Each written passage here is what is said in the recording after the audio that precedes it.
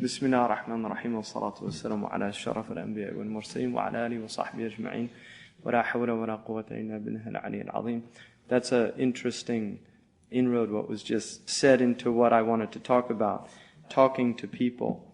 That, for instance, introduction was actually for non-Muslims and not for Muslims. And the reason for that is because non-Muslims have a different criteria that Muslims have. For instance, if I was talking to non-Muslims, a person is given credibility based on his prominence in a society. Often for Muslims, a person loses credibility based on his prominence in a society. So these are very different ways of looking at a person. If somebody in the West met with a leader of a state, that would be seen as often a sign of credibility. In the Muslim world, it's actually often seen as a loss of credibility. And that is very important in understanding the psychology of the people that you're dealing with. The Prophet Muhammad ﷺ said, the best of kings are those who are at the doors of scholars, and the worst of scholars are those who are at the doors of kings. So it's actually, in the Islamic tradition, it's seen as a negative and not a plus. And that is, again, relates to criteria and how we assess things. So that was kind of an interesting side note. But what I wanted to talk about today was looking at two aspects of dawah. Dawah is misunderstood by many Muslims to include Muslims. The idea that we make dawah to Muslims. There is no such thing as dawah to Muslims if we use dawah in the technical term that scholars use it in terms of calling people to Islam. Because Muslims are already Muslim, so they don't need to be invited to Islam. The term that is used for dealing with Muslims who are wayward and need to be reminded, and that includes the majority of us, is called amr bil ma'ruf and nahy anil munkar. It is commanding to good and forbidding evil, or forbidding what is wrong. And so that is what a Muslim does with another Muslim. That has conditions. And that's what Sheikh Yusuf was talking about, this idea of knowledge before you actually engage in da'wah, or in amr bil ma'ruf wa nahy anil munkar, in calling people to Islam and in commanding to what's right and forbidding what's wrong. Because there are many people who actually don't know what's right and what's wrong. That is actually a level of knowledge in Islam, to be able to discern between right and wrong. And then an added nuance to that is what is called in Western civilization situational ethics. Because there are things that are wrong in certain situations, they are not wrong in other situations. So we are not Kantian. If people are Kantian, if people have studied Western philosophy, they know about something called the categorical imperative, which is an ethical theory in Western society that to tell a lie is always wrong and in any situation. Well, that is not true in Islam. There are actually times when it's not only permissible to prevaricate, it's actually considered an obligation. And that would be, for instance, if a tyrant is trying to unjustly kill or persecute somebody, it's actually permitted for you to divert that tyrant away from that innocent person through a lie. And there are many examples of that can be looked at in the books of fiqh. But generally, lying is a heinous wrong in Islam. Now, one of the things about lying is it relates very much to da'wah. The Muslims, in many ways, before I get into that, what I want to talk about is two aspects of da'wah. Because I would say in many ways da'wah does apply to Muslims today. And the reason I would say that, there are many Muslims that have deviated so far from Islam that even at the basic rudimentary beliefs of Islam that make you a Muslim have been lost on many Muslims. So that in a more traditional period of time, many Muslims would actually be considered non-Muslims because of erroneous beliefs that they hold. Now, time is always taken into consideration, and that's something very important in the Sharia. The Prophet ﷺ, during his early period, The way that he treated people was very different from his later period, not because he changed, but because the level of consciousness and awareness of the people had changed.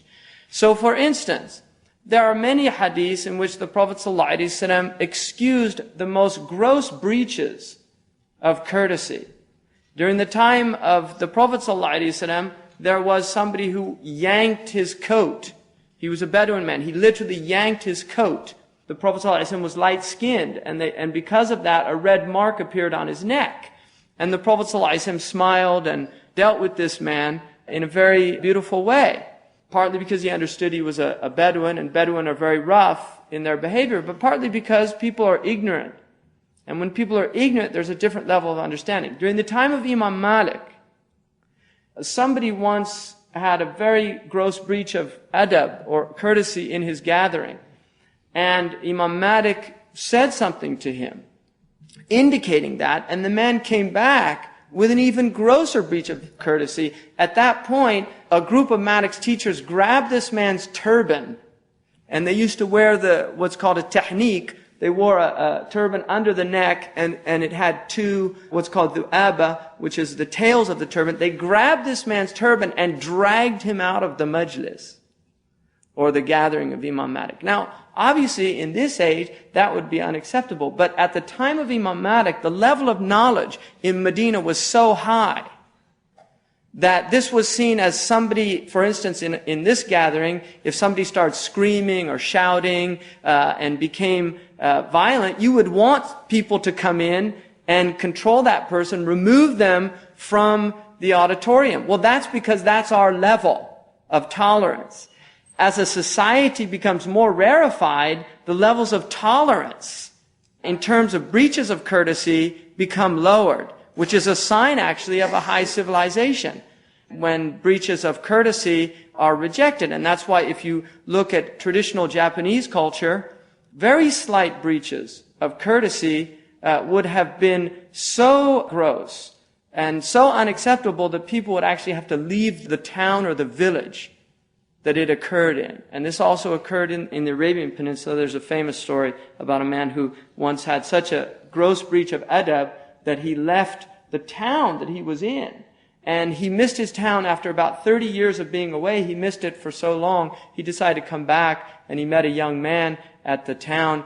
The man said, "Where are you from?" He said, "I'm actually from here, but I moved away 40 years ago." And the man said, "Oh, were you here at the time when so-and-so did such and such?" And it was his breach. So in those type cultures, they used to actually, things like that were the earmarks of the year. So Muslims today have distanced themselves so far from some basic teachings that to apply the same hadiths that we find in the sunnah of the Prophet ﷺ that relate to a later time now would be a gross injustice.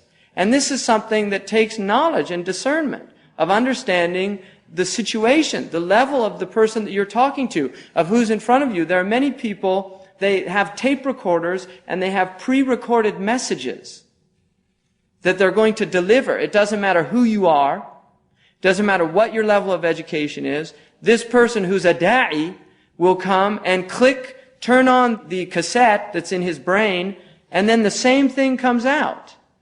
Then he wonders why he keeps getting the same responses from people.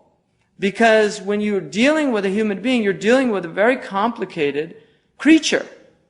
Each human being is bringing with him or her an entire history. They're bringing with them their childhood. They're bringing with them their relationships with their parents, which is the first authoritarian experience. And some people have very traumatic experiences with their parents, which leads to a certain response to any type of authority that they see in the world.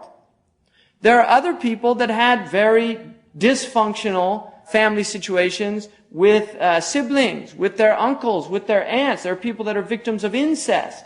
There are people that are victims of child abuse. There are people that witnessed their parents constantly fighting. There are people that were abandoned by their father. There are children that have no legitimacy. They don't even know who their father is, which is another type of trauma. There are people that were raised orphans.